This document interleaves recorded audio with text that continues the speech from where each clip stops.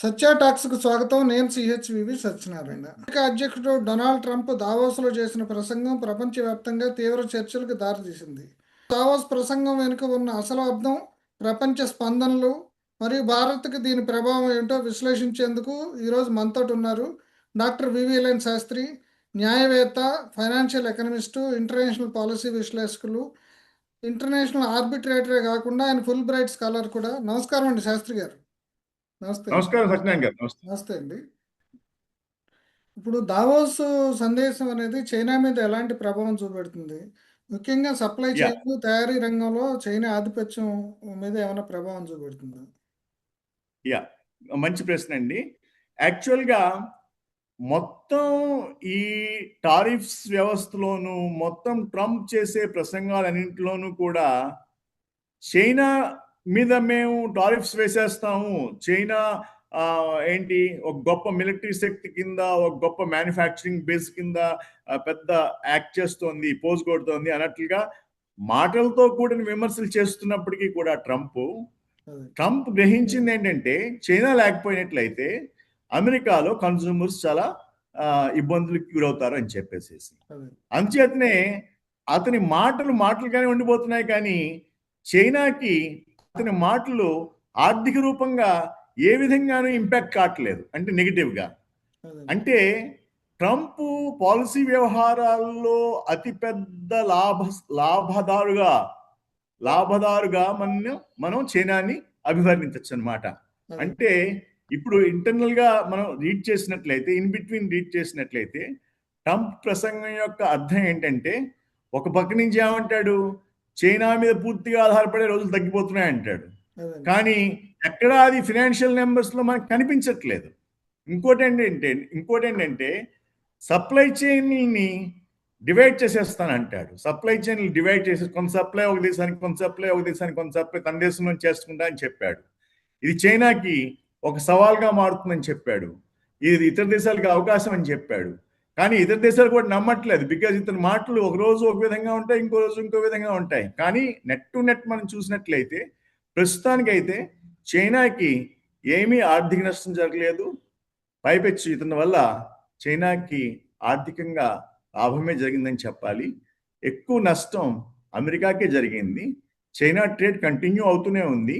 అది అది నిరంతరప్రాయంగా కొనసాగుతూనే ఉందని చెప్పాలండి. ఇప్పుడు ఈ గ్లోబల్ మార్పుల ప్రభావం ఇండియాపై ఎలా ఉంటుంది? ఇప్పుడు ఇటీవల ఈ ఒప్పందం కూడా, ట్రేడ్ ఒప్పందం కూడా ఇండియాకి అమెరికాకి మధ్య కుదరట్లేదు. దాని మీద కూడా చాలా ఆందోళన చెందే పరిస్థితి ఉంది దేశ ప్రజలు కానీ వీళ్ళందరూ. అసలు నిన్న ట్రంప్ ప్రసంగం కానీ లేదంటే గ్లోబల్ పరిణామాలు కానీ ఇండియా మీద ఏ రకమైన ప్రభావం చూపించే అవకాశం ఉందండి? అయితే మీరు చాలా మంచి ప్రశ్న వేశారు. ఈ ప్రశ్న మన భారతదేశానికి ఎంతో ఇంపార్టెంట్. ఏం చేస్తుందంటే, ట్రంప్ యాక్చువల్గా భారత్తో స్నేహం చేద్దాం అని చెప్పి ఊళ్ళూరుతున్నాడు ఒక పక్క నుంచి. కానీ అతను భారత్ని, అంటే మన ఇండియాని ఒక సబ్మిసివ్ దేశం కింద ఉండమన్నట్టుగా ఇన్స్ట్రక్షన్స్ వస్తున్నాయి. అంటే ఏంటంటే, మీరు ఏదో చెలరేగిపోకండి, మీరు మా చెప్పు చేతుల్లో ఉండండి, అలా ఉంటే మేము మీకు ఎంకరేజ్మెంట్ ఇస్తాము అనేటువంటి సంకేతాలని పంపిస్తున్నాడు ట్రంప్. అదే పంపిస్తున్నప్పటికీ భారత్ అయితే ఇండియా పెద్ద కంట్రీ, ప్రపంచంలోనే జనాభాలో పెద్ద కంట్రీ. మనం చైనాని సర్పాస్ చేసేసేసి పెద్ద కంట్రీగా ఉద్భవించాం. సో అటువంటి కంట్రీలో మనం ఇంకొకరికి సబ్మిసివ్ గా యాక్ట్ చేయడం మొదలెట్టాం అనుకోండి, మోడీ మరియు మన ట్రంప్ ఇద్దరు స్నేహితులే అయినప్పటికీ కూడా, స్నేహితులుగా ప్రకటించుకుంటున్నప్పటికీ కూడా, మోడీ భారతదేశాన్ని ఒక సబ్మిసివ్ దేశం కింద, బానిస దేశం కింద అమెరికాకి తయారు చేయలేడు కదా. అందుమూలంగా ఆ స్తబ్దత ఆ ట్రేడ్ లో దాని మూలంగా వస్తుంది. ఆ స్తబ్దత రావడం మూలంగా ఏమవుతుందంటే, ఈ ట్రేడ్ నెగోషియేషన్స్ అనేటువంటివి ముందుకెళ్ళట్లేదు. మన భారతదేశం కూడా ఏమనుకుంటోంది, ట్రంప్ మహా ఉంటే ఇంకో 3 ఏళ్ళు ఉంటాడు, 1 ఇయర్ అలాగే అయిపోయింది. అంటే మన దేశంలో చూడండి, అసెంబ్లీస్ లో ఈ ఒక పార్టీ నుంచి ఇంకో పార్టీలోకి స్విచ్ అయిపోయినప్పుడు వాళ్ళు స్పీకర్కి వెళ్తారు, స్పీకర్ దగ్గరికి వెళ్తాయి వాళ్ళ యొక్క నేచర్. స్పీకర్ ఏం డెసిషన్ తీసుకోకుండా 5 ఏళ్ళు కానిచ్చేస్తారు. అదే. ఆ పద్ధతిలోనే అదే ఫార్ములాని మన వాళ్ళు ట్రంప్ మీద ఉపయోగిస్తున్నారు. ఏంటంటే మేము నెగోషియేషన్స్ చేస్తాం. మీ అదే. వాళ్ళని పంపించండి. మా వాళ్ళు వస్తారు. మనిద్దరం కూడా డిప్లొమాటిక్ టాక్స్ చేద్దాం అంటున్నారు. అక్కడ ట్రంప్‌కేమో అసహనం పెరిగిపోతుంది. ఏంటి ఈ ఈ మాటలేంటి? సంవత్సరాల తరబడి ఈ మాటలేంటి? ఈ ట్రేడ్ నెగోషియేషన్స్‌లోకి అంటే ఇదేదో ఎందుకు రారు? పివి నరసింహారావు దగ్గర నుంచి బహుశా నేర్చుకున్నాడేమోనండి. ఆయన కూడా ఏమి నేర్చుకున్నట్టుగా ఉంటుంది. చూద్దాంలే అన్నట్టుగా అన్నమాట. కామరాజు గారి సూత్రము, పి. నరసింహారావు గారి సూత్రం కూడా. సో ఆ పద్ధతిలో ట్రంప్ యాక్చువల్‌గా భారత్ అంటే ఇండియా పేరుని ఈ దావోస్‌లో ఎక్కువగా ప్రస్తావించకపోయినా అతను ప్రస్తావించింది ఏంటంటే ఇండియాకి, పాకిస్తాన్‌కి కూడా ఈ పీస్ ఒప్పందాన్ని నేనే కుదిర్చాను అని చెప్పి బహిరంగంగా మళ్ళీ దావోస్‌లో ప్రకటించుకున్నాడు. మన ఇండియన్ నేతల యొక్క వాళ్ళ ప్రిజన్స్ లోనే ట్రంప్ ధైర్యంగా ప్రకటించుకోవడం అనేటువంటి జరుగుతోంది. ట్రంప్ కూడా అది ఒత్తిడి చేస్తున్నాడు మోడీని. ఏమని? నువ్వు ఒప్పుకో, నేనే చేశానని చెప్పి. నా ఆధారాన్ని చేయించుకున్నావు నువ్వు, కానీ నేను ఎందుకు కాదంటావు నువ్వు?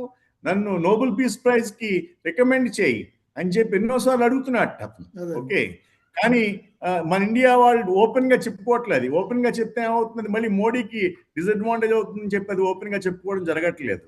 సో ఆ నేపథ్యంలో ట్రంప్ అనేటువంటి వాడి యొక్క వ్యక్తిత్వానికి ఇది ఒక ఉడుకుమొత్తనమైన విషయంగా తయారైపోయింది అనమాట. ఈ భారతదేశం ఎందుకు ఒప్పుకోదు, దీంట్లో ప్రత్యేకత ఏంటి అనేటువంటి ఒక మోడ్ లోకి వెళ్ళిపోయాడు.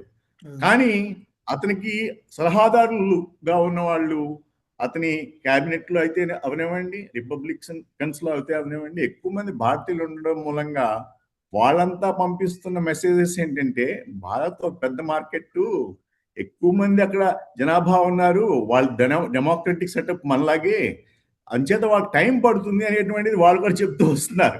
అలా చెప్తూ రావడం మూలంగా ఏమవుతుందంటే వాళ్ళు కూడా ఇంకేం అనలేక ఓకే ఇంకో ఛాన్స్ ఇద్దాంలే అనేటువంటిది ఇండియాకి ఇస్తూ వస్తున్నాడు. కానీ ఈ విషయంలో భారత్ అనేటువంటిది బాగా తెలివిగా వ్యవహరించాలి.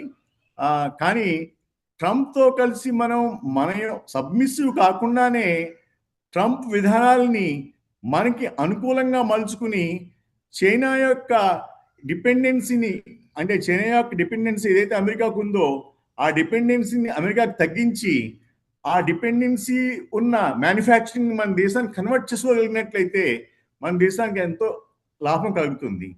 దాన్ని ఒక అవకాశంగా ఉపయోగించుకోవాల్సిన అవసరం అనేటువంటిది ఇండియాకు ఉంది. లేకపోతే ఈ టైం అయిపోతుంది, మళ్ళీ ఇంకొకళ్ళు వస్తారు, ఆ తర్వాత మళ్ళీ ఇవి స్టార్ట్ అవుతూ ఉంటాయి. ఇవి మామూలుగానే ఉంటూ ఉంటాయి. అయితే మెయిన్గా ట్రేడ్ బ్యాలెన్స్ టారిఫ్ విషయంలో అమెరికా భవిష్యత్తులో కఠినంగా వ్యవహరించే అవకాశం ఉంది. అంటే భవిష్యత్తులో అంటే ఎంత టైంలో అంటే మహా ఇస్తే మనకి ఇంకో 6 నెలలు టైం ఇస్తారు. ఆ 6 నెలల టైం తర్వాత అయినా కానీ కూడా అక్యూములేటెడ్ కోపం వాళ్ళలో ఉన్నది, ఇలా మనల్ని తిప్పుతున్నారు అనేటువంటి భావన వాళ్ళకి కలుగుతూ వస్తుంది. ఆ కలుగుతూ వస్తున్న నేపథ్యంలో మనం వాళ్ళతో ఏదో ఒక మంచి డీల్ చేసుకోవాలి. ఆ డీల్ చేస్తూనే రిక్వెస్ట్ చేస్తే వాడు తగ్గిస్తాడు. అట్ ది సేమ్ టైం వాడికి మనం ప్రాఫిట్ చూపించాలి. ఏ విధంగా? మా ఇండియాలో మీరు మ్యానుఫ్యాక్చరింగ్ చేసుకోండి, మీకు తక్కువగా వస్తుంది అనేటువంటి ప్రాఫిటబిలిటీ చూపించినట్లయితే వాడు మనతో ఖచ్చితంగా ఒక మంచి డీల్ చేసే అవకాశం ఉంది. అది ఇండియా అతనికి ఏమని చెప్పచ్చు, మాది కూడా డెమోక్రటిక్ కంట్రీ కాబట్టి మమ్మల్ని తీసేసినట్టు మాట్లాడకండి, సమాన స్థాయిలో మాకు ఇంపార్టెన్స్ ఇవ్వండి డిస్కషన్లో అని ఓపెన్గా డిస్కస్ చేసుకున్నట్లయితే మనకి ఇంపార్టెన్స్ ఇచ్చే అవకాశం. అంటే ఇటీవల ఇండియాకి కొత్తగా వచ్చిన రాయబారి కూడా ఇప్పుడు ఆయన ఒక ఆఫర్ కూడా ఇచ్చినట్టున్నారు. అంటే ఈ రేర్ ఎర్త్ మెటీరియల్స్ సంబంధించి ఒక నెట్వర్క్, ఇంటర్నేషనల్ నెట్వర్క్లో ముందు మనకి ప్లేస్ ఇవ్వలేదు, దాంట్లో ఇప్పుడు ఇండియాకి కూడా స్థానం ఇస్తామనేది ఒక పాజిటివ్గా కూడా మాట్లాడినట్టు కనిపిస్తుందండి. అంటే సత్యనారాయణ గారు, ఇప్పుడు వీళ్ళు ఏం చేస్తున్నారంటే అమెరికాయే రేర్ ఎర్త్ మెటీరియల్స్ కోసం మిగతా దేశాల మీద ఆధారపడి ఉంది. వాళ్ళు ఏం చేస్తున్నారు, ఈ గ్రీన్లాండ్ లో రేర్ ఎర్త్ మెటీరియల్స్ ఉన్నాయని, లేకపోతే ఇరాన్ దగ్గర ఉన్నాయని, లేకపోతే యుక్రెయిన్ దగ్గర ఉన్నాయని, ఇలా లేనిపోని ఉన్నట్టు యుక్రెయిన్ దగ్గర ఖచ్చితంగా ఉన్నాయి. ఓకే, అయితే గ్రీన్లాండ్ లో ఉన్నాయో తెలియదు మనకి, అలాగే ఎస్టాబ్లిష్డ్ కాదు. వాళ్ళు ఏమనుకుంటున్నారు, ఇలా ఆ రేర్ మెటీరియల్స్ లో కూడా మీకు భాగస్వామ్యం కల్పిద్దామంటే ట్రంప్కే ఈరోజు భాగస్వామ్యం లేదు. యుక్రెయిన్ నుంచి యుక్రెయిన్ నుంచి రేర్ మెటీరియల్స్ మాకు రాసేయని చెప్పాడు. ఎవరిని? ఆ జెలెన్స్కీని, అతని శ్వేత సౌధంలో తీసుకెళ్ళి. అదే. జెలెన్స్కీ ఓపెన్ గా తిరగబడ్డాడు కదా, తిరగబడి వచ్చేసాడు కదా, తిరగబడి పంపించేశారు అతన్ని అక్కడి నుంచి. అదే విధంగా ఈరోజు రేర్ మెటీరియల్స్ అనేటువంటివి చైనాలో ఉన్నాయి, రష్యాలో ఉన్నాయి, ఈ యుక్రెయిన్ లో ఉన్నాయి. అదే. మిగతా దేశాల్లో ఉన్నాయో లేదో భగవంతుడికి తెలియాలి. అది ప్రూవెన్ కాదు. అటువంటి నేపథ్యంలో ట్రంప్ వచ్చేయమన్నా, ట్రంప్ రాయబారి వచ్చేయమన్నా, ఇండియాలో ఉన్న పెద్ద బ్రెయిన్స్ ఉన్న వ్యక్తులు వాళ్ళకి ఈ విషయాలు తెలియనివేం కాదు కదా. అంచేత వాళ్ళు ఆ విషయాలు చూసి పొంగిపోయే అవకాశం లేదు. అందుమూలంగానే మనం ట్రేడ్ డీల్స్ కూడా వెంటనే చేయట్లేదు అనమాట.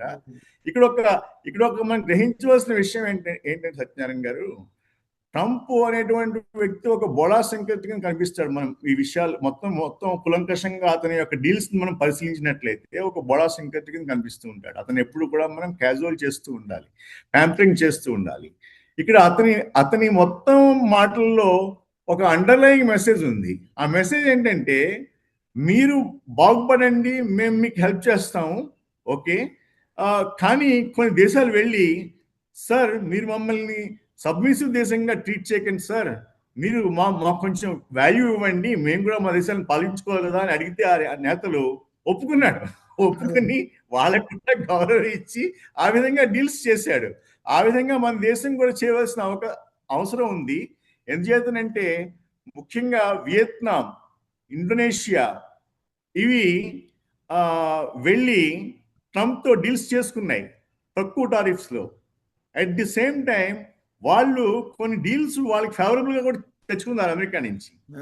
సో అది వాళ్ళు ఉభయ కుశలోపరికి అతన్ని ప్రభావితం చేసి అతన్ని మంచి చేసుకుని అతనికి ఏం చెప్పారంటే, మీకు కావాల్సింది మేము చేస్తాం, మాకు కావాల్సింది మీరు చేయండి, కానీ మమ్మల్ని మాత్రం తక్కువ చేయకండి, ఎందుకంటే మేము కూడా ప్రజల దగ్గరికి వెళ్ళాలి కదా అనేటువంటి ఒక రిక్వెస్ట్ చేసుకోవడంతో వాళ్ళకి ఇంపార్టెన్స్ ఇచ్చి అతను ముందుకు వెళ్ళడం జరిగింది. ఎవరైతే అలా ముందుకు వెళ్లకుండా ఒక చోట ఉండిపోతున్నారో, అంటే మెక్సికో చూడండి, మెక్సికో అయినా, బ్రెజిల్ అయినా, ఆఫ్రికా అయినా, ఇండియా అయినా, ఈ కంట్రీస్ అలా ఉండిపోవడంతో అతను ఈ కంట్రీస్ మీద లేనిపోని ఒక కోపాన్ని పెంచుకుంటూ వస్తున్నాడు అనమాట. అది మనం పెద్ద దేశంగా, మెచ్యూర్డ్ దేశంగా, 4th సూపర్ ఎకనామిక్ పవర్ కింద మనం కూడా ఏం చేయాలంటే దీన్ని ఒక లాజికల్ అండ్ తీసుకొచ్చి మన సావరెనిటీ దెబ్బతినకుండా, మన అహంకారం దెబ్బతినకుండా ఈక్వల్ ప్లేయర్స్ కింద వాళ్ళకి మీకు ఇది మేము ఇస్తాం, మాకు ఇది మీరు ఇవ్వండి, ఇది మన ఇద్దరికి కూడా మంచిదే అనేటువంటి ఒక ఫార్ములా తీసుకురావాల్సిన అవసరం ఉంది ఇండియా. అంటే వ్యవసాయ ఉత్పత్తుల గురించే మెయిన్ ఇప్పుడు మనకి ప్రాబ్లం వచ్చినట్టుందండి. పొలిటికల్ గా మనకి ఇబ్బంది కదా వాటిని. వ్యవసాయ ఉత్పత్తులు లేనప్పుడు వాళ్ళకి మనం ఏం చెప్పాలి? వ్యవసాయ ఉత్పత్తులు మాకే ఉన్నాయి, అవసరమైనవి మేము ఎలాగ ఇంపోర్ట్ చేసుకుంటాం. ఆ ఇంపోర్ట్ చేసుకోవాల్సి వచ్చినప్పుడు అవి మేము కాస్ట్ ఎఫెక్టివ్ బేసిస్ లో ఎవరు తక్కువ ఇస్తే వాళ్ళ దగ్గరికి వెళ్తాము. ఒకవేళ మీరు తక్కువ ఉంటే మీవే మేము తీసుకుంటాము, కానీ ప్రిఫర్డ్ అనవసరం దానికి మిగతా చూసుకుందాం, మీకు మేము మ్యానుఫ్యాక్చరింగ్ తక్కువ చేసిస్తాం, మీరు మా ఇండియాకి రండి, మీకు మ్యానుఫ్యాక్చరింగ్ మీకు ప్రపంచంలో తక్కువ చేసిస్తాం, తక్కువ మార్జిన్ వేసుకుంటాం, మీరు మ్యానుఫ్యాక్చరింగ్ సెటప్స్ మా ఇండియాలో పెట్టండి. ఏం చేస్తుందంటే అక్కడ కన్స్ట్రక్షన్ కాస్ట్ తక్కువ కంపేర్డ్ టు అమెరికా, తర్వాత ఏంటంటే మ్యాన్ పవర్ కాస్ట్ తక్కువ, మెషినరీ కాస్ట్ తక్కువ, మీరు ఎందుకు ఇండియాలో పెట్టరు అనేటువంటి మనం కౌంటర్ డీల్స్ని వాళ్ళకి ప్రపోజ్ చేయకపోతే ఏమవుతుందంటే ఇంకెంతసేపు మీరు చెప్పినట్లుగా వ్యవసాయం మీదే ఆ డిస్కషన్ కేంద్రీకృతం అయ్యి వీళ్ళు మన మాట ఎందుకు వెళ్ళరు అనేటువంటి ఈగో క్లాషెస్ కి లీడ్ చేసే అవకాశం ఉందండి. ఓకే అండి. ఇప్పుడు ట్రంప్ ఎప్పటి నుంచో WTO, WHO, ఈవెన్ నాటో వంటి ఈ మల్టీలేటరల్ సంస్థల మీద అనుమానం వ్యక్తం చేస్తున్నాడు. ఒక టైంలో అయితే మొదటిసారి వచ్చినప్పుడు నాటో నుంచి కూడా విత్డ్రా అవుతానని చెప్పేసి అసలు చెప్పారు. ఇప్పుడు అసలు ఇప్పుడు మొన్న ఈ మధ్య అయితే ఇప్పుడు ఆయన సపరేట్గా ఈ పీస్ ఏదో ఈ గాజాకి సంబంధించిన ఒక పీస్ ఇది ఒకటి పెట్టాడు. గ్లోబల్ పీస్ కౌన్సిల్ అని చెప్పి పెట్టాడు అనమాట. గ్లోబల్ పీస్ ఫౌండేషన్, గ్లోబల్ మన కేఏపాల్ టైప్ లో కేఏపాల్ గ్లోబల్ పీస్ ఫౌండేషన్ ఉంది. ఆ విధంగా గ్లోబల్ పీస్ కౌన్సిల్ అని చెప్పి తయారు చేసాడు అతను. ఇవన్నీ ఇట్లాంటి ఈ ధోరణిలో ఇప్పుడు ఎందుకంటే అమెరికా లేనిదే మల్టీలేటరల్ సంస్థలు ఏవి కూడా నిలిచే అవకాశం లేదు, ఈవెన్ WTOతో సహా. ఇప్పుడు ఈ ట్రంప్ ధోరణి మార్చుకున్న పరిస్థితుల్లో అసలు యునైటెడ్ నేషన్స్ భవిష్యత్తు ఏంటి, ఈవెన్ WTO భవిష్యత్తు కూడా ఏంటి? అంటే ఇప్పుడు మనం ఈ ఫోరంలో మెయిన్ మనం ట్రేడింగ్కి సంబంధించిన ఎకనామిక్ ఫార్మ్ కాబట్టి. అవునండి. మీకు ఒకటి తర్వాత ఒకటి చెప్తాను. ఈరోజు ఫ్రీ ట్రేడ్ అగ్రీమెంట్స్ అనేటువంటివి అమెరికాతో అన్నీ కూడా ఒక ఎండ్ స్థితికి వచ్చేసేసాయి. ఎవరితోనూ ఫ్రీ ట్రేడ్ అనేటువంటి అగ్రిమెంట్స్ లేకుండా చేసేసాడు ట్రంప్. అంతేకాకుండా ట్రంప్ చేసింది నాటోలో కూడా నాటోకి ఫండ్స్ ఇవ్వడం మానేశాడు. నాటోకి ఏం ఫండ్స్ ఇవ్వట్లేదు. ఏమండి? అదేవిధంగా అతను ఓపెన్గా చెప్తున్నాడు, యునైటెడ్ నేషన్స్ అనేటువంటిది బోగస్, దానికి డబ్బులు ఇచ్చి పెంచి పోషిస్తున్నది మేమే, కానీ వాళ్ళు మాకే వ్యతిరేకంగా చెప్తూ ఉంటారు, మాకే ఇన్స్ట్రక్షన్స్ ఇస్తూ ఉంటారు, వాళ్ళు ఏ విధంగా ఇవ్వగలరు అని చెప్పి దానికి దానికి ప్రతిబింబంగానే మీరు చెప్పిన గ్లోబల్ పీస్ కౌన్సిల్ని ఫామ్ చేశాడు. ఆ గ్లోబల్ పీస్ కౌన్సిల్ యొక్క ప్రపోజల్ ఏంటంటే దీంట్లో 70 కంట్రీస్ని ఐడెంటిఫై చేశాడు. ఆ 70 కంట్రీస్కి లెటర్స్ రాశాడు. ఏమని రాశాడు? మీరు ఈ గ్లోబల్ పీస్ కౌన్సిల్లో జాయిన్ అవ్వండి, అయితే మీరు అమెరికాకి ఫ్రెండ్స్ కింద ట్రీట్ చేస్తాము. దీంట్లో జాయిన్ కాకపోతే మీరు అమెరికాకి ఫ్రెండ్స్ కాదు. మీరు జాయిన్ అవుదాం అనుకున్నా కానీ కూడా దీంట్లో మెంబర్షిప్ ఫీ $1 బిలియన్. ఈ $1 బిలియన్ పే చేయండి, దీంట్లో మెంబర్లు కండి, మేము మీకు ప్రొటెక్షన్ ఇస్తాము, మీకు ఫ్రెండ్లీ స్టేట్ కింద ట్రీట్ చేస్తాము అని చెప్పి కొత్త ప్రపోజల్ తీసుకొచ్చాడు అనమాట. ఇంకా యునైటెడ్ నేషన్స్ లో ఉండొద్దు అన్నట్టుగా అన్ని కంట్రీస్, ఈ 70 కంట్రీలకు చెప్పుకుంటూ వచ్చాడు అనమాట.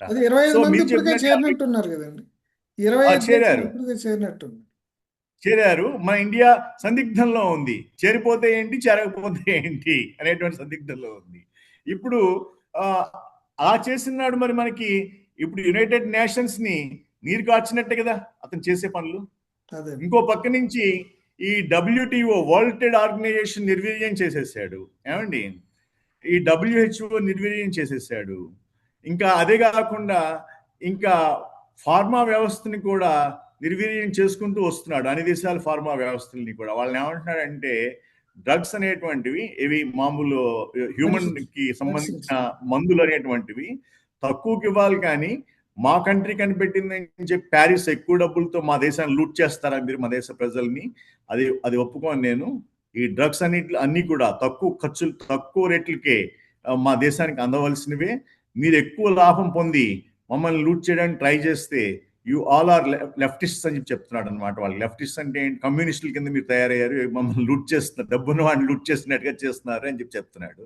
సో ఆ విధంగా వరల్డ్ వ్యవస్థని అతను కంప్లీట్ గా చేంజ్ చేయడానికి ఒక ప్రయత్నం అనేటువంటి చేస్తున్నాడు. అది రివల్యూషనరీగా చేస్తున్నాడు, ఒక విధంగా ఫోర్స్ఫుల్ గా చేస్తున్నట్టు ఇంప్రెషన్ ఇస్తున్నాడు. అందుమూలంగా అందరికీ కొద్దిగా వ్యతిరేకతగా కనిపించినప్పటికీ కూడా మీరు ఇంకొక విషయం గమనించవలసింది ఏంటంటే, ఇప్పుడు ఈ క్రిప్టో కరెన్సీ అనేటువంటి దాన్ని లిబరల్ గా ఓపెన్ చేసేస్తాను అమెరికాలో. నేను అమెరికన్స్ కి ఎక్కువ అవకాశాలు ఇస్తాను ఈ క్రిప్టో కరెన్సీలోను, బిట్ కాయిన్స్ లోను అని చెప్పాడు మన దేవస్ లో.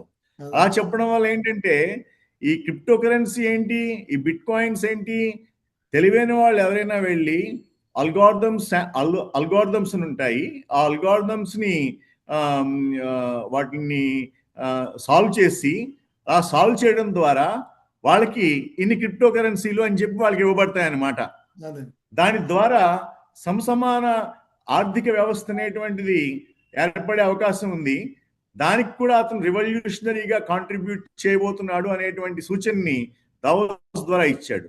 సో అన్ని రకాలుగా చూసినట్లయితే ఒక విధంగా ఒక ట్రెండ్ సెటర్ కింద కొన్ని కొత్త పుంతలు తొక్కి కొత్త మార్గాల్లో వెళ్ళడానికి ట్రై చేస్తున్నాడు. కానీ ఇటువంటివి ఇంప్లిమెంట్ చేయడానికి స్టేబుల్ గా అదే ట్రంప్ 10-15 ఇయర్స్ అమెరికన్ ప్రెసిడెంట్ గా ఉంటే చేయగలడేమో, కానీ ఒక పక్క అతని ఏజ్, ఇంకో పక్కన ఏంటంటే ప్రపంచంలోనే అతి వృద్ధ నేత ట్రంప్ ఈ రోజుకి. అదే కాకుండా ఇంకోటి ఏంటంటే అతనికి అమెరికన్ రాజ్యాంగం ప్రకారం సెకండ్ టర్మ్ దాటితే థర్డ్ టర్మ్ ఉండదు.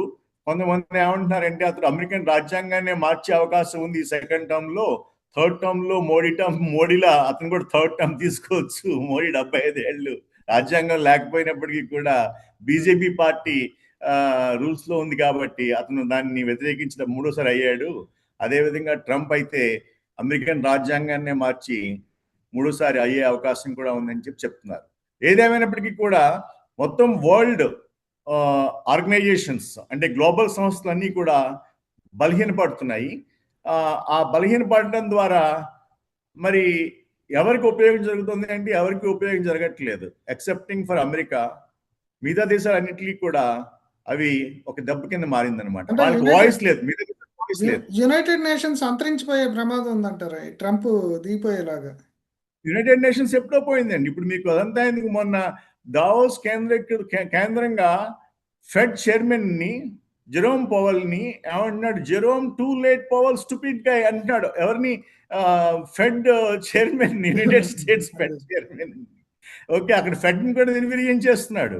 ప్రపంచ దేశాల్లో ఉన్న ఈ ప్రపంచ దేశాలన్నింటినీ కూడా వాయిస్ లెస్ కంట్రీస్ గా మారుస్తున్నాడు. దానికి ఉదాహరణ మనం చూసినట్లయితే వెనిజులా మీదకి అర్ధరాత్రి తమ సైన్యాన్ని పంపించి అధ్యక్షుడిని వైఫ్ ని కూడా లిఫ్ట్ చేసి ఆ విమానాల్లో అమెరికాకి తీసుకొచ్చేసేసి న్యూయార్క్ జైల్లో పెట్టేసేసారు. వాళ్ళని అమెరికన్ లాకి సబ్మిట్ చేశారు. వాళ్ళు వెనిజులన్ దేశస్తులైనా కానీ కూడా. ఇప్పుడు ఇరాన్ ని థ్రెటన్ చేస్తున్నారు. ఏమని? ఇరాన్ అసలు ఉనికి లేకుండా చేసేస్తామని. అక్కడ నెతన్యాహు యొక్క మాటలు విని ఆ గాజా స్ట్రిప్ ని నెతన్యాహు ట్రంప్ కి బహుమతిగా ఇస్తా అన్నాడు. ఎవరిని? ఆ గాజా స్ట్రిప్ లో ఉన్న వాళ్ళందరినీ చంపేసేసేసి అక్కడ ట్రంప్ రియల్ ఎస్టేట్ పెట్టి వాళ్ళ టూరిస్టుల్ని ఆకర్షించడానికి ప్రయత్నిస్తారట. అంతేకాకుండా గ్రీన్లాండ్ సుందరంగా ఉంటుంది, అక్కడ తక్కువ మంది జనాలు ఉంటారని ఎవరు చెప్పారు? ఆ గ్రీన్లాండ్ మాది, ఆ గ్రీన్లాండ్ మాకే ఇచ్చేయాలని చెప్పి గొడవ పెడుతున్నాడు. అదేవిధంగా అతను ఒక ట్రూత్ సోషల్లో ఒక మ్యాప్ గీశాడు. దాన్ని ఒక పటం గీసుకున్నాడు, అమెరికన్ పటం గీసుకున్నాడు. దాంట్లో ఏం చేశాడంటే అమెరికాలో కెనడాని కలిపేశాడు, వెనిజులాని కలిపేశాడు, అదేవిధంగా గ్రీన్లాండ్ కలిపేశాడు. ఇవన్నీ కలిపేసేసి దానికి అమెరికాని పేరు పెట్టాడు. సో అతని థింకింగ్ ఎలా ఉందో అతను ఆ పటాల ద్వారా మనకు తెలుస్తుంది అనమాట. సో ఆ నేపథ్యంలో ఇప్పుడు ఇరాన్ విషయంలో అయినా కానీ ఎవరు మాట్లాడట్లే పైకి. ఏమవుతుందండి? ఉత్కంఠ గురించి సోషల్ మీడియాలో ఎక్కువగా మాట్లాడుతున్నారు, కానీ అసలు నేతలు ఎవరు కూడా ఇరాన్ లో మేము ఇరాన్ సపోర్ట్ గా వెళ్తామని ఎవరు చెప్పట్లేదు. మరి ఇరాన్ ఏమవుతుందో ఎవరికి తెలియదు. అదే విధంగా యుక్రెయిన్ గురించి ఎవరు మాట్లాడట్లేదు. అలాగే ఇప్పుడు ప్రపంచంలో ఏమైందంటే వాయిస్ లెస్ కింద అయిపోయింది. ట్రంప్ అనేటువంటి వాడు ఒక సూపర్ పవర్ కింద, ఒక ఒక గ్లోబల్ నేత కింద తనను తానుగా ప్రకటించుకుని ముందుకెళ్ళడానికి ట్రై చేస్తున్నారండి. ఇప్పుడు దావోస్ అనేది గ్లోబల్ ఎలైట్లకి ప్రాతినిధ్యం వహిస్తే ట్రంప్ సాధారణ ప్రజల ఆగ్రహానికి ప్రతిబింబిస్తాడని చెప్పేసి చెప్తున్నారు. ఇది గ్లోబల్ ఎలైట్లకి, జాతీయ ప్రజాస్వామ్యానికి, అంటే ముఖ్యంగా అమెరికాలో ఇప్పుడు నిరుద్యోగంతో వీటితోటి బాధపడుతూ వాళ్ళ ఆగ్రహంతో ఉన్న వాళ్ళకి ఈయన రిప్రజెంట్ చేస్తున్నాడు. ఈ చేయటం వల్ల ఈ మధ్యలో సంఘర్షణ, అంటే ఇప్పుడు ఎలైట్స్కి అక్కడ ఉన్న అమెరికన్ పౌరులు ఉద్యోగాలు ఇవన్నీ లేకుండా బాధపడుతున్న వాళ్ళకి మధ్యలో ఒక ఘర్షణకి తాను రిప్రజెంట్ చేస్తున్నట్ట. అంటే ఇతను ముఖ్యంగా అతను చేసుకున్నది ఏంటంటే ఎలక్షనరింగ్ టైంలో మాగా మూవ్మెంట్ అని తీసుకొచ్చాడు. మాగా అంటే make America great again movement తీసుకొచ్చాడు.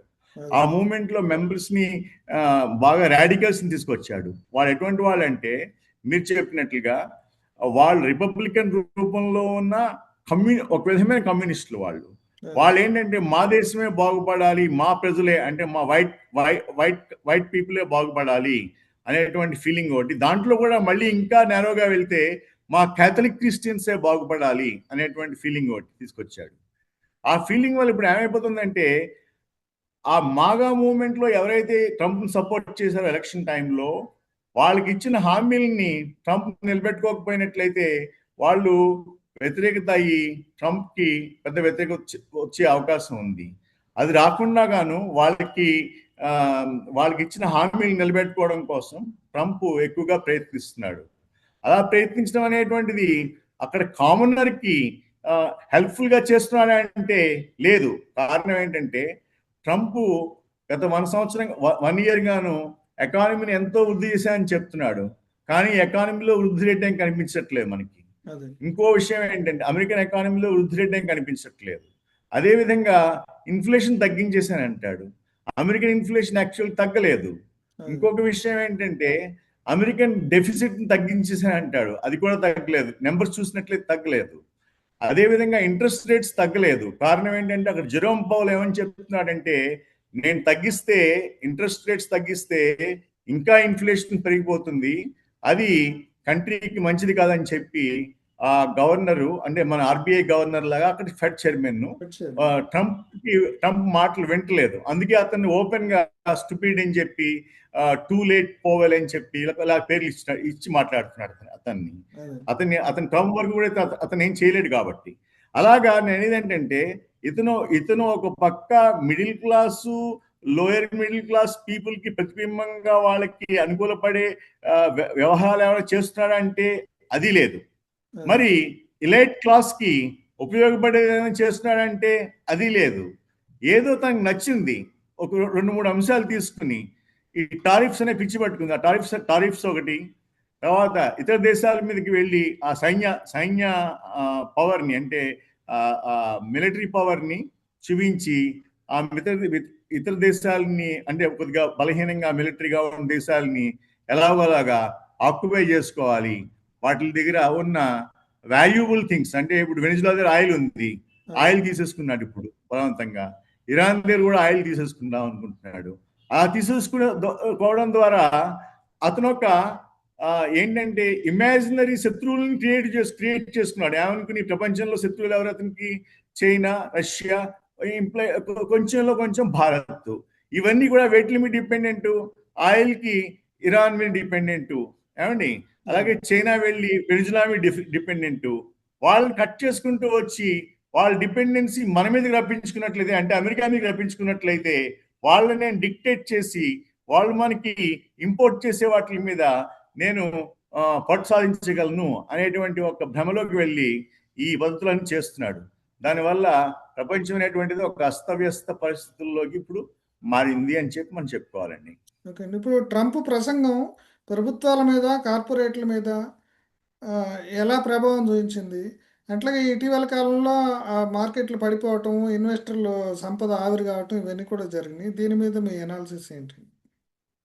యా, సంపద ఆవిరైంది. ఉదాహరణకి మీరు చూసినట్లయితే అతనికి జాగ్రఫీ మీ కూడా ఎక్కువగా తెలియదు అని చెప్పి నేను చెప్పను, కానీ మేబీ డ్యూ టు ఏజ్ అతను కొద్దిగా తప్పుగా మాట్లాడుతున్నాడు. ఏ విధంగా అంటే ఐస్లాండ్ ని, గ్రీన్లాండ్ ని కలిపేసి మాట్లాడుతున్నాడు.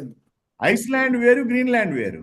ఓకే, ఐస్లాండ్ వాళ్ళు నన్ను బిగ్ డాడీ అని పిలుస్తారు అని చెప్తున్నాడు. ఓకే, నాకు అంత పెద్ద పేరు ఉంది అక్కడ, ఐస్లాండ్ నేను ఈజీగా తీసుకోగలనని చెప్తాడు. ఐస్లాండ్ యాక్చువల్ గా ఐస్లాండ్ కమ్స్ అండర్ ఇది యూరోపియన్ యూనియన్ కిందకి వస్తుంది, అది డెన్మార్క్ కిందకి వస్తుంది. ఏమండి, ఇది వచ్చి అది సెపరేట్ చేస్తుంది, గ్రీన్లాండ్ సెపరేట్ చేస్తుంది. గ్రీన్లాండ్ తో పాటు ఈ నార్త్ అమెరికా యొక్క టెక్టానిక్ ప్లేట్స్ అని ఉన్నాయి. ఆ టెక్టానిక్ ప్లేట్స్ ని విడగొట్టి యూరోప్ అని చెప్పడానికి ఐస్లాండ్ అనేటువంటిది ఉపయోగిస్తుంది. అసలు ఐస్లాండ్ అనేటువంటిది అతని టార్గెట్ లో లేదు, కానీ ఐస్లాండ్ కూడా గ్రీన్లాండ్ కింద అతను భావిస్తున్నాడు కొన్ని సందర్భాల్లో. అది మేబీ మిస్పెల్ చేసి ఉండొచ్చు, అతను తెలియదని చెప్పి నేను అన్ను, కానీ మిస్పెల్ చేసి ఉండొచ్చు అనే ఆ విధమైనటువంటి భావనలతో ముందుకెళ్తున్నాడు, అటువంటి పొగడులతో ముందుకెళ్తున్నాడు. అంతేకాకుండా ఇప్పుడు బిగ్ కార్పొరేట్స్ కి ఒక అసందర్భమైన స్థితి వచ్చింది. ఈ బిగ్ కార్పొరేట్స్ ని పట్టుకెళ్ళి ఎనర్జీ సెక్టర్ లో వాళ్ళని పట్టుకెళ్ళి ఏమని చెప్తాడండి, ఇప్పుడు నేను వెనిజులా అధ్యక్షుడు నా కింద పనిచేస్తుంది అదేంటి, మీరు వెళ్ళి అక్కడ పెద్ద పెద్ద పెట్టుబడులు పెట్టండి అన్నాడు. అతని ఫ్రెండ్ ని తీసుకొచ్చాడు ఆ మీటింగ్ కి. వాళ్ళంతా స్టేట్ ఫార్వర్డ్ చెప్పారు, మేము పెట్టాం, ఇప్పుడు నువ్వు ఉంటావు, రేపొద్దున పాలసీ మారుతుంది. మేము గత 40 years లో చూసాము, ఒక షెవ్రాన్ తప్పిస్తే మిగతా ఏ కంపెనీలో ఒకటి ఉండలేకపోయాయి. షెవ్రాన్ కూడా లోకల్ గూన్స్ తో కలిసి జాయింట్ వెంచర్స్ చేసింది, అప్పుడే షెవ్రాన్ నిలబడగలిగింది. మిగతా వాళ్ళు మేము అలా గూన్స్ తో కలిసి మేము వ్యాపారం చేయమని చెప్పి చెప్తున్నారు. ఇతనేమో వాళ్ళని ప్రెషరైజ్ చేస్తున్నాడు, వాళ్ళు చేయమని చెప్పి చెప్తున్నారు. ఆ విధంగా ఇతను ఓన్లీ ఈ పెద్ద పెద్ద ఇలైట్ కార్పొరేట్స్ ని ప్రెషర్ గురి చేస్తున్నప్పటికీ కూడా వాళ్ళెవరు ముందుకి ఇతని యొక్క మాటలు విని ముందుకు వెళ్ళట్లేదు, పెట్టుబడులు తీసుకురావట్లేదు. ఆ పెట్టుబడులు ఒక స్తబ్దతకి గురయ్యే అవకాశం ఉంది అమెరికాలోను, అమెరికా సపోర్ట్ చేసే కంట్రీస్ లోను. అదే సందర్భంలో అతను వ్యతిరేకిస్తున్న కంట్రీస్ లో కూడా ఈ పెట్టుబడులు వెళ్ళవు. ఎందుకంటే అతను ఏదైనా ఒక పిచ్చి చర్య చేయవచ్చు, ఆక్రమణ లాంటి చర్య చేయవచ్చు, మిలిటరీ యాక్షన్ తీసుకోవచ్చు అనేటువంటిది. అంతేకాకుండా డీప్ స్టేట్ యాక్టర్స్ ని కూడా వీళ్ళు ప్రోత్సహిస్తున్నారు. ఉదాహరణకి మీరు ఈ బంగ్లాదేశ్లో అధ్యక్షురాలను దింపేయడం అనేటువంటిది, అదేవిధంగా ఇరాన్లో మీరు ఆ ప్రజలు బయట రోడ్ల మీకు వచ్చి ఆ అధ్యక్షుడు పోవాలి అని చెప్పి అవన్నీ కూడా అమెరికా ఎంకరేజ్ చేసి పీపుల్కి, ఎన్జిఓస్కిను వాళ్ళని రోడ్ల మీద తప్పించి ఈ డీప్ స్టేట్ వ్యతిరేక కార్యక్రమాలను చేస్తుంది అమెరికా. అలా చేయించడం వల్ల కూడా ఈ ఇన్వెస్ట్మెంట్ స్తబ్దత అనేటువంటిది ఏర్పడుతోంది.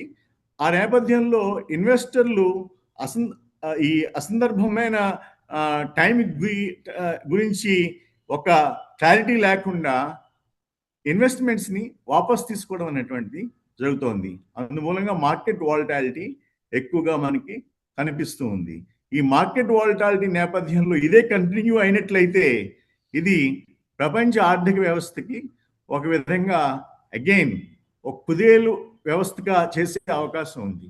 అది కాకుండా మధ్యలో ఏదో ఒక సొల్యూషన్ లాంటిది బయటకు వచ్చి మళ్ళీ ఈ ఇలైట్ కార్పొరేట్స్ని ప్రపంచవ్యాప్తంగా తమ ఇన్వెస్ట్మెంట్స్ని స్ప్రెడ్ చేయగలిగేలా చేసినట్లయితే మళ్ళీ ఈ డేంజర్ నుంచి మనం తప్పుకుంటాం. లేకపోతే ఆ డేంజర్ అనేటువంటిది మనకి హ్యాంగింగ్ సోట్గా ఉంటూనే ఉంటుంది. అదే ఫైనల్గా ఇప్పుడు ఒక విషయం చెప్పండి. ఇప్పుడు ట్రంప్ చర్యలు లేదా ట్రంప్ వైఖరి వల్ల ప్రపంచ వ్యవస్థ ఏ రకంగా మారబోతుంది? వెరీ గుడ్ క్వశ్చన్ అండి. భవిష్యత్ ప్రపంచాన్ని మనం ట్రంప్ చేస్తున్న పనుల నుంచి మరియు పుటిన్ చేస్తున్న పనుల నుంచి అర్థం చేసుకోవాలంటే ముందుగా ఒక విషయం స్పష్టంగా గ్రహించాలండి. అదేంటంటే ఇకపై ప్రపంచం అనేటువంటిది ఐడియాలజీ అనేటువంటి దాని మీద ఆధారంగా కాకుండా, అదేవిధంగా ఇంటర్నేషనల్ లా, ఇంటర్నేషనల్ ట్రీటీస్ అనేటువంటి వాటి యొక్క ఆధారంగా కాకుండా, అంతేకాకుండా ఆయా దేశాల యొక్క రాజ్యాంగాల ఆధారంగా కూడా కాకుండా వ్యక్తిగత ఇంట్రెస్ట్ల మీద నడిచే అవకాశంలోకి ప్రపంచం దారితీయబడుతుందండి. ఇటువంటి ప్రపంచ మార్పులు గురవుతున్నప్పుడు మనం ఏం చేస్తుందంటే ఒక పక్క ట్రంప్ తన ఇష్టం వచ్చినట్టు చేసుకుంటూ పోతే, ఇంకో పక్క పుటిన్ ఆ యుక్రెయిన్నే పట్టుకుని ఇష్టం వచ్చినట్టు చేసుకుంటూ వెళ్తున్నాడు. ఎవరికి అందింది, ఎవరికి ఉన్న మైట్ని బట్టి వాళ్ళు ఇంకొకరిని బలహీనుడిని కొట్టుకుంటూ పోతామంటే ఇంకా ప్రపంచంలో ఒక ఆర్డర్ అనేటువంటిది ఎక్కడ ఉంటుంది సత్యనారాయణ గారు? అదే మనకి ప్రస్తుతం కనిపిస్తున్న విషయంగా మనం చెప్పుకోవాలి. ఇంకో పక్క ఏంటంటే భారతదేశం, చైనా సరిహద్దుల్లో దెబ్బలాట్లు. ఒక పక్క మనకన్నా చాలా చిన్న దేశం అయినప్పటికీ కూడా పాకిస్తాన్ సడన్ గా లేచిపోయి అది లేనిపోయిన అలజడిని కూడా క్రియేట్ చేస్తూ ఉంటుంది. ఇటువంటి విషయాల్లో ఐడియాలజీ అనేటువంటిది ప్రపంచం నుంచి మారి ఒక విధంగా చెప్పాలంటే క్యాపిటలిజం వర్సెస్ కమ్యూనిజం గాను ఇంతవరకు కూడా మనం ఏం చూసేవాళ్ళం అంటే క్యాపిటలిజం వర్సెస్ కమ్యూనిజం గురించి మాట్లాడేవాళ్ళం. అదేవిధంగా డెమోక్రసీ వర్సెస్ డిక్టేటర్షిప్ గురించి మాట్లాడేవాళ్ళం. ఇదే ఆలోచనల చుట్టూ మన యొక్క రీసెర్చ్ కానీ, మన యొక్క థింకింగ్ కానీ, మన యొక్క ఆలోచనలు కానీ ఉండేది. కానీ సత్యనారాయణ గారు రెవల్యూషనరీగా చెప్పాలంటే ఈ స్టేట్మెంటు ఇప్పుడు ఆ దిశ అనేటువంటిది ముగిసిందండి. ఇప్పుడు ప్రతి దేశం కూడా అడగబోయే ప్రశ్న అనేటువంటిది ఒకటే. ఆ ప్రశ్న ఏంటంటే, మనం ఒక నిర్ణయం తీసుకున్నామంటే అది మన దేశానికి లాభమా నష్టమా? నాకేంటి అని తెలుగులో ఏదో ఒక డైలాగ్ ఉండేది. ఆ డైలాగ్ మేబీ ఇప్పుడు అది రిపీట్ అవుతుంది ప్రపంచవ్యాప్తంగా. ఏమంటే, మా దేశానికి ఏంటి దీనివల్ల? ఈ నిర్ణయం మా దేశానికి లాభమా కాదా? మిగతా ఏమైనా ఉంటే తర్వాత చూసుకుందాం, మిగతా అంశాలని కూడా తర్వాత అనేటువంటి ఒక కొత్త ప్రపంచ ట్రెండ్ ఎమర్జ్ అయింది. అదే ట్రెండ్ నడవబోతోంది. ఈ ట్రెండ్ నేపథ్యంలో ఏం జరగబోతుందంటే ప్రపంచంలో ఈ మల్టీపోలార్ ప్రపంచం అంటే గతంలో ఎలా ఉండేదంటే ఒక దేశం ఆదేశాలు ఇస్తే మిగతా దేశాలు వాటిని ఫాలో అయ్యేవి కావు. ప్రతి వాళ్ళు ఏమనేవారంటే మేము sovereign country, independent sovereign country, republic country, మమ్మల్ని మీరు ఏం చేయలేరు అనేవారు. అయితే ఇప్పుడు ఏమైందంటే అమెరికా ఒక శక్తి, చైనా ఒక శక్తి, యూరోప్ ఒక శక్తి, రష్యా ఒక శక్తి. ఈ నేపథ్యంలో మిగతా ప్రాంతీయ శక్తులు భారత్ అయినా, వియత్నాం అయినా, ఇంకా ఏ దేశాలు అయినప్పటికీ, బ్రెజిల్ అయినా, మెక్సికో అయినా, ఏ దేశాలు అయినప్పటికీ కూడా అవన్నీ కూడా ఈ పెద్ద శక్తుల్లో ఏదో ఒక శక్తితో అలైన్ అయితేనే కానీ వాటి యొక్క మనుగడ అనేటువంటిది ఒక ప్రశ్నార్థకంగాను, ఒక కన్ఫ్యూజ్డ్ అట్మాస్ఫియర్ గాను మారబోతోంది. దానివల్ల పోలరైజ్డ్ అంటే కేంద్రీకృతమైన ప్రపంచాన్ని మనం చూడబోతున్నాం. ఎవరు అమెరికాతో ఉంటారు, ఎవరు యూరోప్తో ఉంటారు, ఎవరు చైనాతో ఉంటారు, ఎవరు భారత్తో, ఎవరు ఉంటారు, ఎవరు ఉండరు భారత్తో, అనేటువంటి ఒక చర్చ రాబోయే రోజుల్లో ఒక పద్ధతిలో ముందుకు వచ్చే అవకాశం ఉందండి. ఈ మార్పుల్లో చిన్న దేశాలకు ఇది సవాలా, లేకపోతే ఇది పెద్ద దేశాలకి అవకాశమా అనేటువంటి ప్రశ్న కూడా వేసుకున్నట్లయితే, యాక్చువల్గా చెప్పాలంటే ఈ మార్పు చిన్న దేశాలకి చాలా కష్టంగా ఉంటుందండి. ఏం చేస్తుందంటే పెద్ద దేశాల యొక్క మిలిటరీ పవర్తోనూ, ఆర్థిక శక్తితోనూ చిన్న దేశాలు కంపేర్ చేసుకోలేవు. ఒకవేళ మాటల్లో తాను పెద్దగా అభివర్ణించుకున్నప్పటికీ కూడా చేతల్లో అవి చేయలేవు. కాబట్టి పెద్ద దేశాలే వీటిని రాబందుల కింద తినేసి వాళ్ళ యొక్క సామంతుల కింద మార్చుకునే అవకాశం ఉంది. అలా మార్చుకుంటూ ఈ చిన్న దేశాల్లో ఉన్న రిసోర్సెస్ని, అంటే మీరు చెప్పినట్టు ఖనిజాలు అవనివ్వండి, ఆయిల్ అవనివ్వండి, రేర్ ఎర్త్ మినరల్స్ అవనివ్వండి, ఏవైనా కానీ అవి పెద్ద దేశాలు తినేసేసి అవి వాళ్ళ యొక్క దీని పేరేంటి వాణిజ్యానికి, ఆ దేశం యొక్క ఆర్థికోత్పత్తికి ఉపయోగించుకునే మార్గాలు అనేటువంటివి ఏర్పడే రోజులు ఇప్పుడు వచ్చాయని చెప్పి మనం చెప్పచ్చు. అయితే ఈ నేపథ్యంలో డిప్లొమసీ అనేటువంటిది ఎలా ఉంటుంది అనేటువంటిది కూడా ఒక ఇంపార్టెంట్ పాయింట్ మనం కన్సిడర్ చేయాలి. ఇప్పుడు డిప్లొమసీ అనే దానికి అసలు అర్థమైపోయింది. There is no diplomacy at all. Diplomacy నేపథ్యంలో ఏమొచ్చిందంటే, మాతో ఉంటే మీకు ఇది లాభం, మాతో లేకపోతే మీకు ఇది నష్టం, నీకు ఇది ఒప్పందమా అనేటువంటి ఒక కొత్త లాంగ్వేజ్ వచ్చింది. అదే కీలక ప్రశ్నలుగా మారుతోంది. అందుకే దేశాలు బాగా నేరోడ్గా కనిపిస్తున్నప్పటికీ కూడా టూ మచ్ ప్రాక్టికల్గా అయిపోయాయేమో అని చెప్పి కూడా అనిపిస్తోంది. ఈ నేపథ్యంలో భారత్ ఏం చేయాలి, భారత్ యొక్క పాత్ర ఏంటి, మన ఇండియా యొక్క పాత్ర ఏంటి? ఇది ఇండియాకి ఒక చాలా కీలక దశ అని చెప్పాలి. మనం ఏ బ్లాక్ పూర్తిగా అంటుకోవాల్సిన అవసరం లేదు. మనం ఇటు చైనా పక్కకి వెళ్ళవలసిన అవసరం లేదు, రష్యా పక్కకి వెళ్ళవలసిన అవసరం లేదు, అమెరికా పక్కకి వెళ్ళవలసిన అవసరం లేదు. అవసరమైతే మనం ఇంతవరకు కూడా ఏం చేస్తూ వచ్చామంటే, అవసరమైతే అమెరికాతోనూ, అవసరమైతే యూరోప్తోనూ, అవసరమైతే ఏషియాతోనూ మన ప్రయోజనాలకి ఆధారంగా నిర్ణయాలు తీసుకుంటూ ఆపర్చునిస్టిక్గా ఉంటూ వచ్చాం. అందుమూలంగా మనల్ని ఎవరు నమ్మట్లేదు. ఆ నేపథ్యంలో మనం ఏం చేయాలంటే, మన ఇండిపెండెంట్ స్టాండ్ తీసుకుని ఆ స్టాండ్ మీదే మనం నిలబడితే ఈ దేశాలు మన పక్కకి వచ్చే అవకాశం ఉంటుంది. అంచేత భారత్ అనేటువంటిది తన యొక్క ఇండిపెండెంట్ స్టాండ్ని నిలబెట్టుకోవడానికి, ప్రొజెక్ట్ చేసుకోవడానికి ప్రయత్నించాలి. కానీ ఏదో ఒక పోలరైజ్డ్ దాంట్లో మనం కూడా జాయిన్ అయిపోదాం, మనకి లాభం జరుగుతుందిలే అనుకుంటే అది జరిగే రోజులు కావు ఇవి. అయితే ఈ నేపథ్యంలో తెలివైన దేశాలు ఏం చేస్తాయంటే, తెలివైన దేశాలు వీటికి భయపడకుండా అవి అడిగే ప్రశ్న ఏంటంటే, ఈ మార్పు నుంచి మేము ఏ విధంగా లాభపడాలి? ఈ సోకాల్డ్ పోలరైజ్ శక్తులు ఏవైతే ఉన్నాయో, చైనా అవనివ్వండి, రష్యా అవనివ్వండి, యూరో యూనియన్ అవనివ్వండి, లేకపోతే అమెరికా అవనివ్వండి, వీళ్ళ నుంచి మేము ఎలా లాభపడాలి? మ్యానుఫ్యాక్చరింగ్లోనా, టెక్నాలజీలోనా, డిఫెన్స్లోనా, ఎనర్జీలోనా? మనం కూడా డీల్స్ మాట్లాడాలి. ఈ డీల్స్ మేము ఇస్తాం, మా దగ్గర రండి అని చెప్పి మనం కూడా డీల్స్ మాట్లాడాలి. ఆ విధంగా మాట్లాడిన నాడే, స్పష్టంగా మనం చెప్పగలిగిన నాడే భారతదేశం యొక్క ఉనికి నిలబడుతుంది. భారతదేశం ఇండిపెండెంట్గా ఉంటూ వస్తుంది కూడా. ఎందుకంటే భారతదేశం అనాదిగా చూసినట్లయితే క్రీస్తు పుట్టిన నాటి నుంచి, అంటే 2025 సంవత్సరం నడుస్తుంది. ఇప్పుడు 2025 ముందర వేదకాలం నడిచింది. అప్పటి నుంచి కూడా మన ఇండియా నడుస్తూనే వస్తుంది. ఎన్ని దండయాత్రలు జరిగినా, ఎంతమంది వచ్చినా, మొఘల్స్ వచ్చినా, బ్రిటిషర్స్ వచ్చినా మన నడుస్తూనే ఉంది. బికాజ్ మన వాళ్ళు కొద్దిగా తిక్క వాళ్ళు విన్నంతసేపు వింటారు, వెంటనే వాళ్ళు ఇండిపెండెంట్ గా మారిపోతూ ఉంటారు. సో మన వాళ్ళు యాక్చువల్ గా అలా విన్నంతసేపు వినకుండా ఒకే ఒక దృష్టిపథంతో ఇండిపెండెంట్ గా మనగలిగినట్లయితే భవిష్యత్తులో కూడా మనకి మంచి భవిష్యత్తు ఉందని చెప్పొచ్చండి. కానీ మనం ఏ దేశం యొక్క పోలరైజ్డ్ అంటే కేంద్రీకృత వాళ్ళ అసోసియేషన్లో పార్టిసిపేట్ చేయడం వల్ల మిగతా దేశాలు మనల్ని మన మీద కక్ష తీర్చుకునే అవకాశం ఉంది. అటువంటి నేపథ్యంలోకి మాత్రం మనం వెళ్ళకూడదని చెప్పి నా భావన. ట్రంప్ అనంతర ప్రపంచ రాజకీయ ఆర్థిక పరిణామాలు అవి ప్రపంచం మొత్తం పైన అట్లాగే పర్టికులర్గా భారత్ పైన ఏ రకమైన ప్రభావం చూపెడుతుందనే అంశాన్ని విశ్లేషించినందుకు డాక్టర్ వివేలేని శాస్త్రి గారికి మన ధన్యవాదాలండి. నమస్తే. Thank you sir. Thank you sir. Thank you sir.